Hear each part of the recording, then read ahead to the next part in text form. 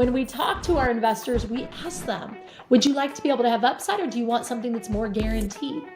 Because people are in this more fear mindset right now, they want that guaranteed return. Hi, everyone. Welcome to this episode of the Immigrant Doctor Podcast. I wanted to discuss a very interesting topic, another way for people to invest passively in, and these are called debt funds. And when I was researching this topic, I was wondering who I should get on my podcast to discuss this. I came across Erin Hudson. She's actually a part of the same mastermind that I am a part of, and we really connected and jived. And I think it's going to be a fun discussion that we're going to have together. It's just briefly about her. She's a chiropractor by profession, and she had a very successful practice. She had multiple offices, but she transitioned to real estate, and she's actually quit being a chiropractor now. So I'm going to dive into this a little bit, into her journey. I'm going to let her talk about her story and how she got started in this before we start talking about debt funds and how to invest in that. So welcome, Erin. It's so great to have you on my show today. Awesome. It is an absolute pleasure and a delight to be here. I hope to drop some great nuggets for your listeners today. So I'll start in and just share a little bit about myself. As he already said, I came from being a doctor of chiropractic, had a couple wellness centers in Southern California, and I'm just going to get straight to it. Being in private practice was an absolute dream. It was awesome. I had 30 team members that were in my practice. But here was the problem. The problem was in these two practices doing very well, but paying a heck of a lot in taxes, like close to almost 50% in taxes as a business owner. And so, of course, when I found out about real estate, it was a look no further, because I was told that basically you could pay little to no taxes being a part of the multifamily and real estate space. And so that's really what got me excited. But over and beyond that, there was something even just a little bit more. And it was my kids. I have 5 kids. And let's just say I grew up in a home where my parents were busy building somebody else's dream. I can't be alone here, but basically, just to sum it up, I was not fed with a silver spoon. And so when I found out about the goodness of real estate, all I could think about was this. The likelihood of my kids becoming doctors was minute, but the likelihood of me being able to educate, equip them, and show them how to become a passive investor, how to make money while they sleep, let's just say I was on fire for exactly that. And that's exactly what I've done. I left practice and I jumped right into the real estate space and single family initially. And then I found out the power and the goodness of multifamily. And let's just say the party was over. So that's really, in a nutshell, where I came from and how I transitioned and moved over to multifamily. Erin, when we say go to school for whatever whatever profession we're going to take on, we learn about it very well, right? But that's not necessarily the case with real estate investing per se. I think it becomes a little more challenging. At least I can speak for myself. I've been in schooling for a very long time, but nowhere along the journey did I learn how to invest money. So what made you what got you into this education, and how did you kind of learn about investing in real estate? Yeah, that's a great question. I would tell you this much. If you want to know the true breakdown, it really started with me being in practice. I had my sweet 14-year-old daughter who was the receptionist in one of my wellness centers. And I heard a gentleman out in the reception area just telling about my daughter had actually inquired and said, "Hey, how's your day going?" And of course he shared, "I'm excited. I just got some new mailbox money." And I remember hearing that from the other room, and he was basically talking about how he had bought another single family rental property, and the mailbox money was those monthly checks coming in to his mailbox. And so let's just say when he got into the office and I got a chance to say, "Hey, I overheard you talking about the celebration of your mailbox money. Would you mind sharing a little bit more?" And he ended up sharing, and let's just say that I'm very much a doer and not a sitter. And I just decided that I wanted to jump in as well and find out how I could start to acquire single family properties. And so it was very quickly that I got in the game. I'll spare you all the details maybe for another time. But within 2 years, I had acquired 26 rental properties. in a creative acquisition manner. And I guess we can just kind of sum it up and spare the details. But basically, I would buy homes. I would buy like a 3-pack of single family homes, not in California where I lived because the housing prices were ridiculous, but I would buy them in Indiana. And of those 3 homes, I would increase the price on 2 of them that ended up actually being the full cost for the 3. And so I would keep 1 for free. I sold off the 2, kept 1 for free, and I would rinse and repeat. And yes, I had money to buy some myself, but I also was getting those freebies. And so that's how I had acquired the 26 rental properties. And then from there, yes, I got a taste of my mailbox money. But then that's amazing. Yeah, that's amazing. But I'm sure, this must have had its own challenges, like managing 26 properties firstly, and the way you were doing it, single family, buying 3 properties. It's like a constant to me, it almost seems like you were replacing one job for another job. What were the challenges that you faced when you were doing this, and what made you kind of transition to now larger multifamily and then now into debt funds? Yeah, so listen, I'll be completely honest about that. I was not managing my own properties. I had my own property manager. I had construction, rehab, put lipstick on a pig type crew that would help me on that front. And so, yes, it was really more or less oversight of the P&Ls coming in and the payouts and so on and so forth with the checks and balances on that part. And then in all fairness, I had my whole staff that was in my wellness center. So there was a lot of crossover, and my assistants were helping me with making sure those rents and everything were coming in and being accounted for correctly. So there was a lot of help that was coming out, that was happening from my team that I had.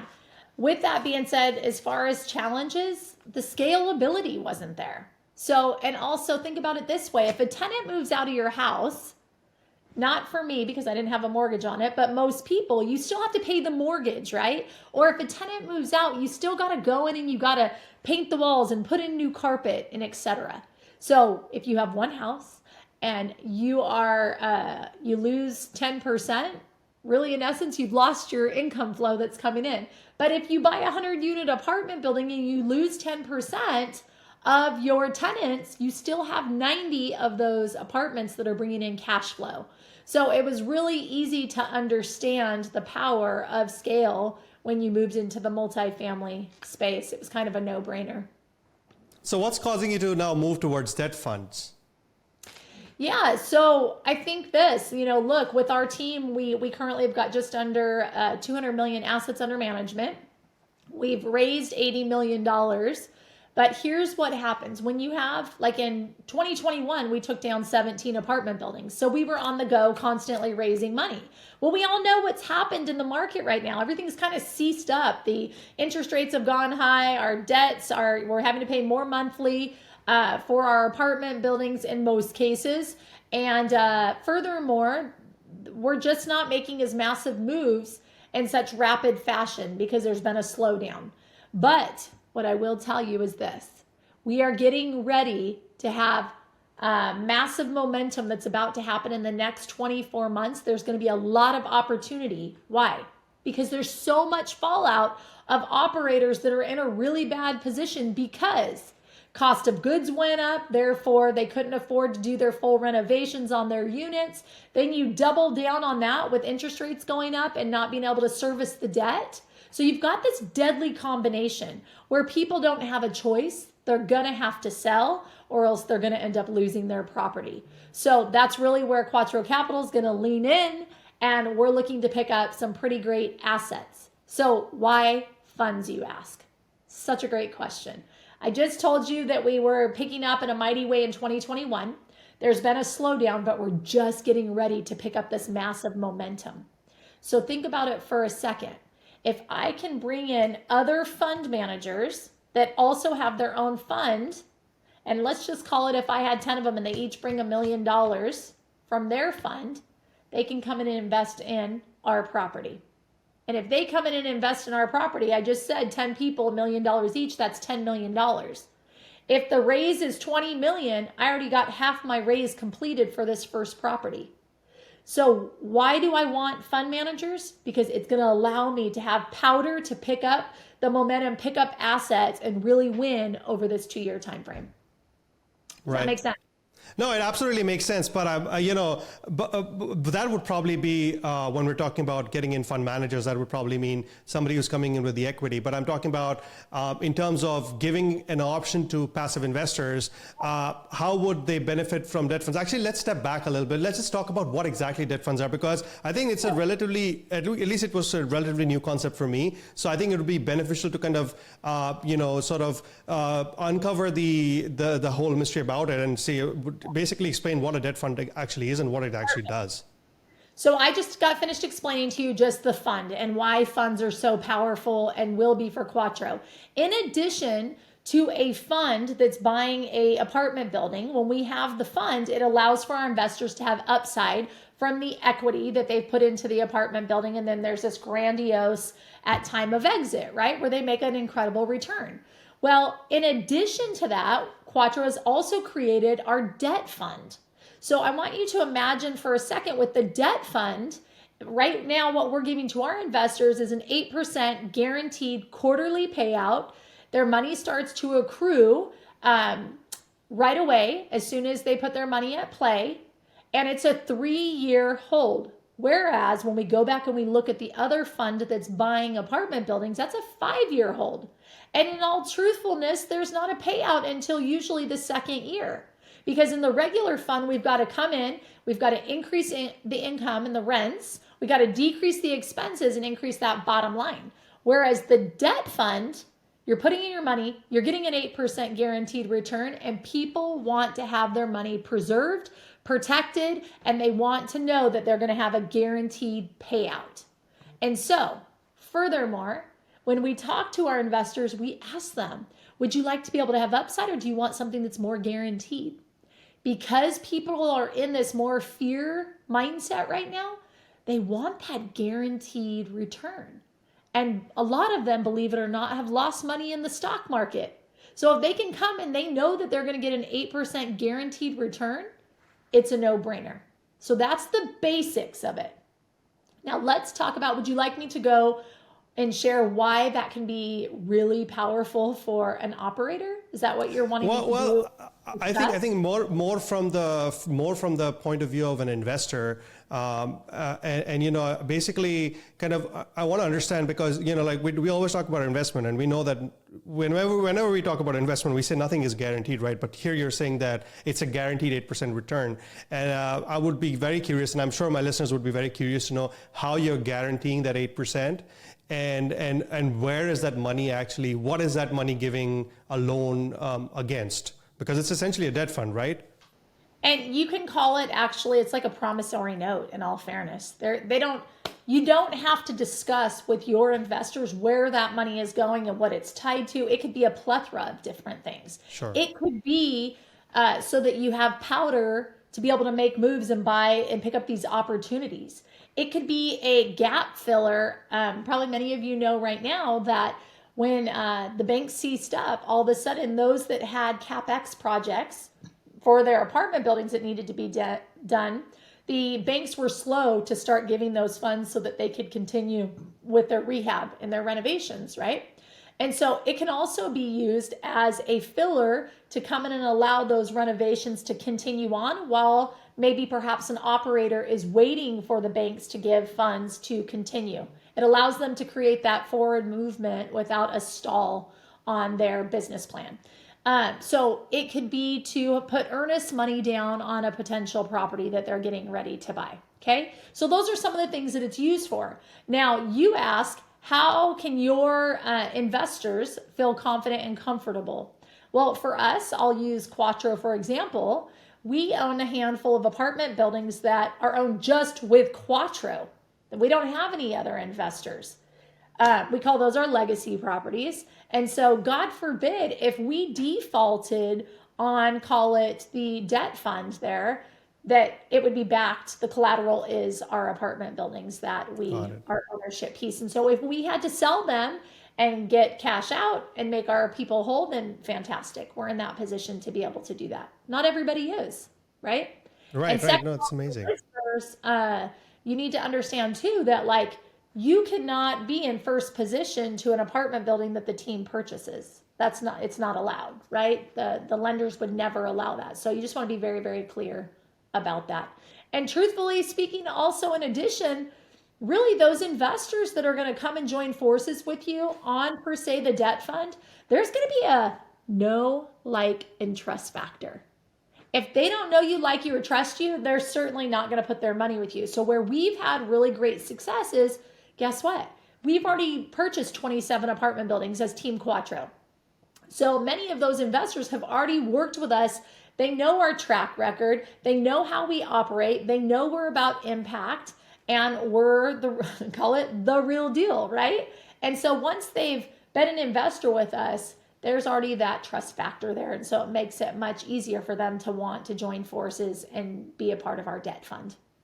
Right, right. No, that makes so much more sense that it's backed by the properties that you guys already own. I'm just curious, what would be an ideal investor for your debt fund?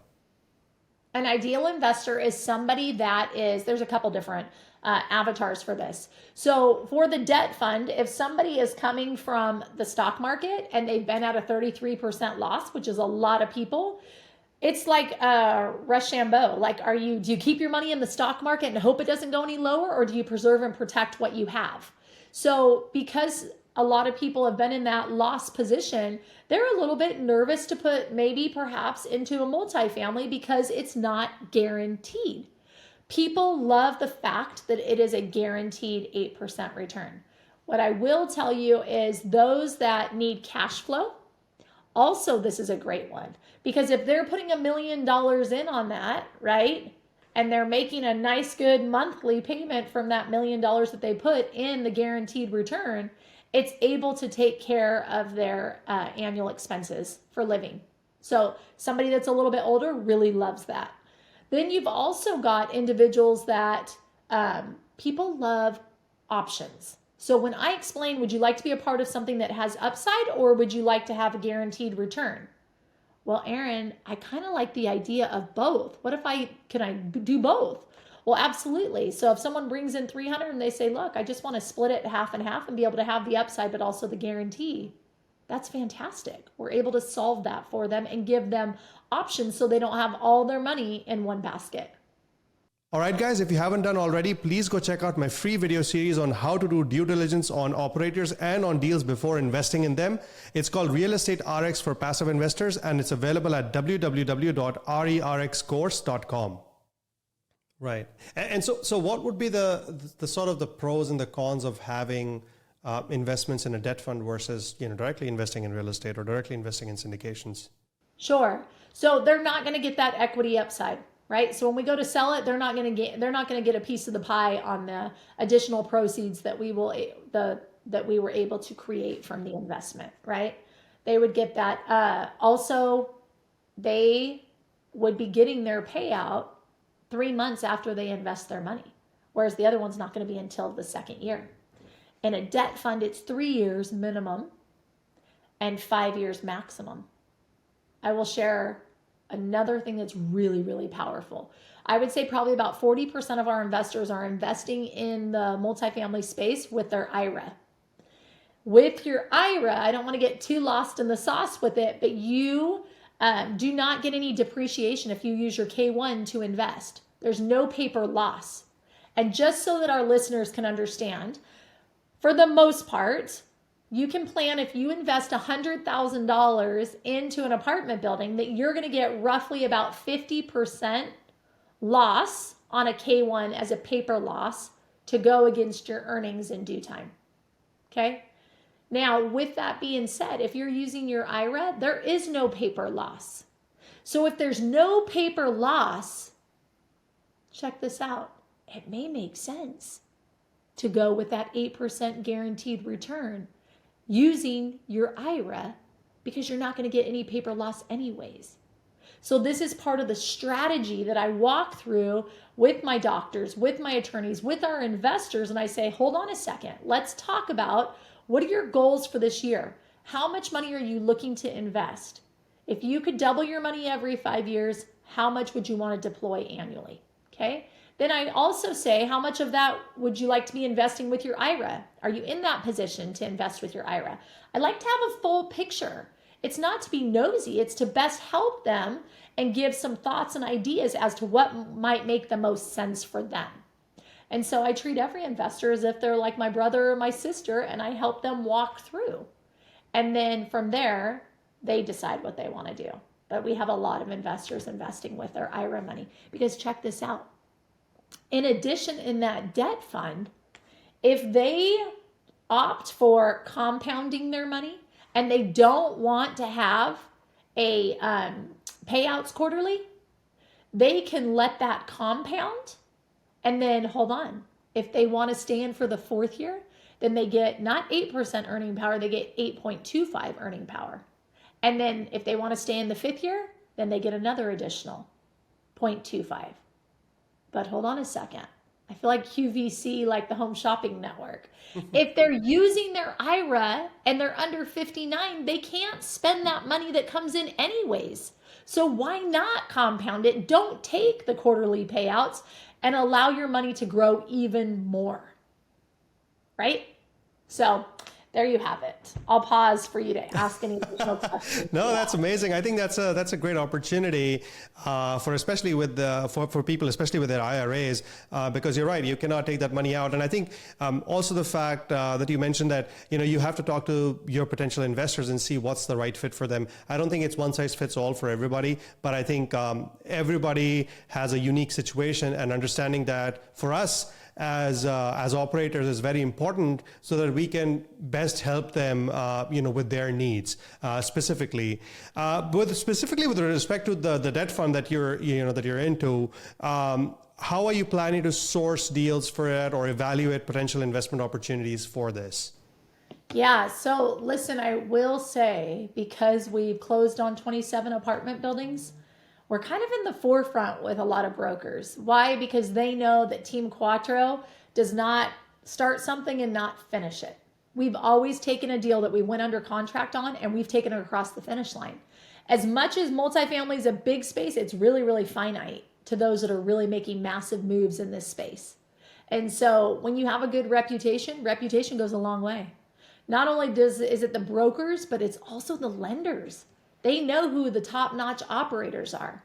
And then I'll tell you this much. When you get clout, such as your property management company wants to invest with you, when you get your brokers that want to invest with you, and that is a big deal. Why? Because property managers see the ins and the outs of everything that goes on in your company. And guess what? I would probably say 99% of their operators, they would never invest with. So it's an absolute honor when our property managers are saying, hey, I want to work with you guys. I want to invest with your team. That's powerful. And same thing with the brokers. When the brokers want to jump in the deal and give a portion of their commission so that they can invest in the deal, that's an absolute honor as well. It tells us that we're doing something right. Absolutely. I think that makes so much sense, because, it's very important for us to work as, good operators. And the fact that people who are actually on the ground, like the property managers, the brokers, if they're willing to partner with us on our deals as investors, I think that certainly gives us a lot more confidence, because they are actually interacting not just with us, with a whole lot of other investors. And for them to kind of invest money with one particular person certainly is rewarding in itself. Yes, no, absolutely. It's been super fun. It's great to be able to impact people's financial future for the good, right? And when you have, like for us, it really helps because we have a track record. We sold 5 properties last year, and every single one of those properties netted our investors over a 30% return annually.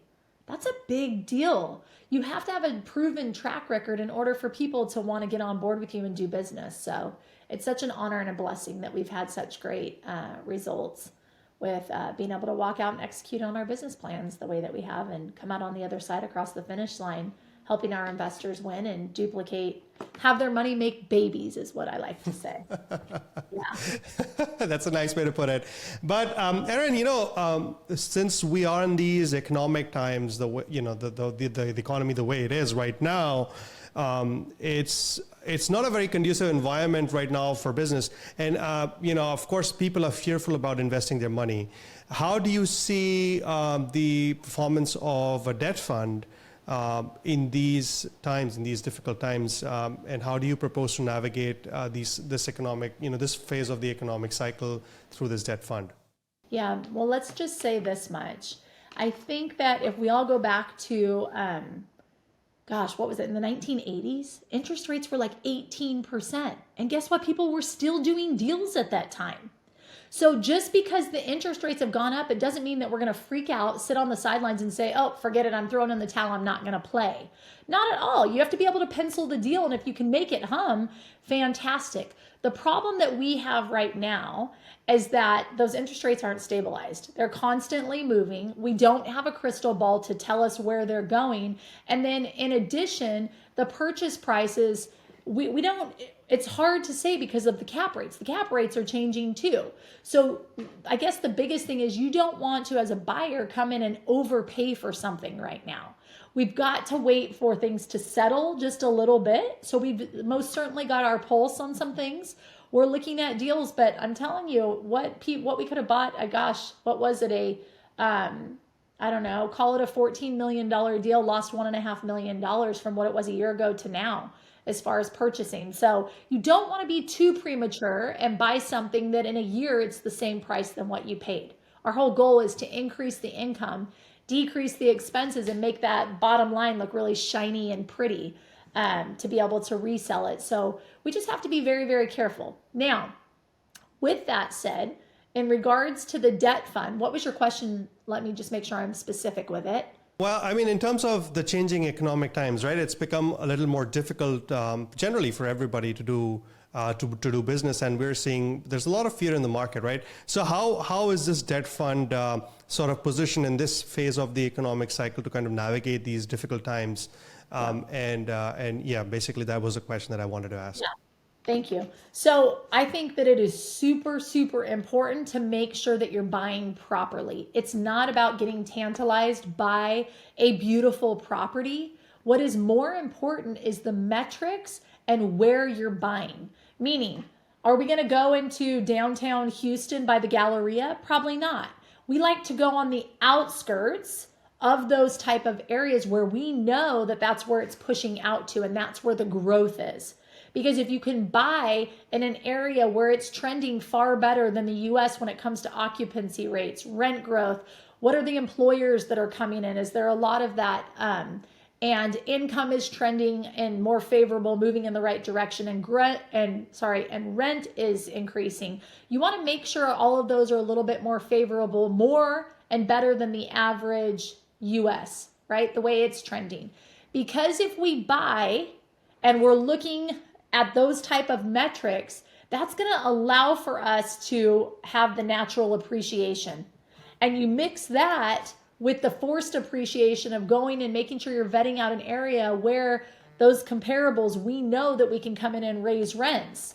When we have that forced appreciation, and then you mix it with the natural appreciation, you get to ride the wave of this, like the value just goes up, right? So if you're really monitoring those things and you're purchasing smart, you can't help but to lose. And if it's with think about it this way, if it's with a fund and you're guaranteeing an 8%, my goodness, if you're not making 20% on your money at the end of 5 years annually, then you've got a little bit of a problem. There's a little bit of a problem there. You didn't do enough of your research, right? We want to make sure it's going to be trending in the right direction. And at the end of the day, it's all about the arbitrage. 20% right. Minus that 8% of what we have to pay our investors. Now we're gaining 12% with another's money. You see what I'm saying? So 8% is a metric that I think shouldn't have an issue being able to hit that. Yeah, and I think some things that you mentioned were that, like, for example, you're not going to buy in downtown Houston. I think it's also about how you're buying it and buying the asset right. So regardless of the economic cycle, regardless of whatever it's doing, if you're making, projecting certain returns on certain, with your fund, you got to make sure that you have an in-depth knowledge of the local forces at play, of the local market where you're buying, so that regardless of what the economic cycle does, you're still positioned well for that particular asset to make money for you and for your investors. Yep, that's exactly it. You've got it right. You just got to be smart about your buying and make sure that those numbers be super, super conservative on your occupancy rates, be super conservative on what your interest rate is. All of those things really matter. And if you're super conservative on your rent bumps, sometimes I work with investors and all of a sudden they think that they can get much higher per door and attain it very, very quick. When you start to do that, you set yourself up for failure if it is not something that's attainable. So that's what I'm talking about when I say be uber conservative, worst case scenario. With our 5 exits that we had last year, we said an 18 to 20% return. How is it that we were able to hit over 30% on every single one of these assets? Because we were conservative, like what I just talked about. When you're conservative, in the back of your head, you're going, man, we're going to knock this puppy out of the park. And when you do, man, it's an absolute win for everybody. And the last thing you want to do is go sideways with your investors, because you have one shot to make sure that you take care of them very, very well. And if you do, the trust is built and they are never going to leave you.